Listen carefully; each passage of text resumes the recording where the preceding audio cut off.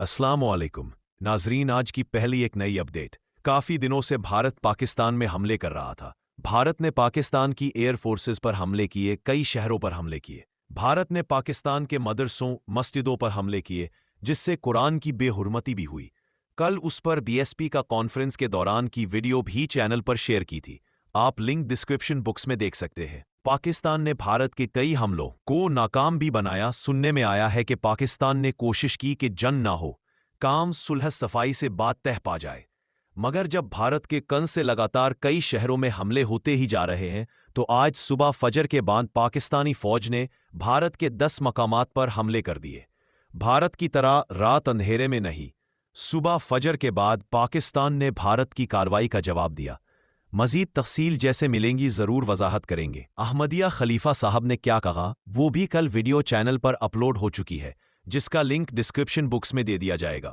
مگر آج کل حالات کے مطابق جماعت احمدیہ کیا کہتی ہے، اسلام کیا کہتا ہے، کیا کرنا چاہیے؟ جو آج کل ہو رہا ہے اس کے مطابق ہم چاہیں کہ امن اور صلح کی بات کی جائے۔ اس بارے میں اسلام کیا کہتا ہے، اس پر ہم بات کرتے ہیں۔ اسلام نے قوموں اور ملکوں کی سطح پر بھی امن اور سلامتی قائم کرنے کے لیے جو خوبصورت تعلیم دی ہے، اس کا مقابلہ نہ کوئی انسانی سوچ کر سکتی ہے اور نہ کوئی مذہب کر سکتا ہے۔ اس خوبصورت تعلیم پر عمل سے ہی دنیا کا امن اور سلامتی قائم ہو سکتے ہیں۔ دوسری جنگ عظیم کے بعد بھی دنیا میں امن قائم کرنے کے لیے قوموں کی ایک تنظیم اقوام متحدہ کے نام سے ابھری، لیکن ہم دیکھتے ہیں کہ اس کا بھی حشر وہی ہوا اور ہو رہا ہے جو اس سے پہلے قائم کردہ تنظیم کا تھا۔ اس میں بڑے دماغوں نے مل کر بڑی منصوبہ بندی کی اور بڑی منصوبہ بندی سے یہ تنظیم بنائی۔ اس میں کئی کمیٹیاں قائم کی گئیں، سلامتی کونسل بنائی گئی تاکہ دنیا کا امن اور سکون قائم رکھا جائے، جھگڑوں کو نپٹایا جائے۔ معاشی حالات کے جائزے کے لیے کہ یہ بھی فسادوں کی ایک وجہ بنتی ہے، اس میں ایک کونسل بنائی گئی، عدالت انصاف قائم کی گئی۔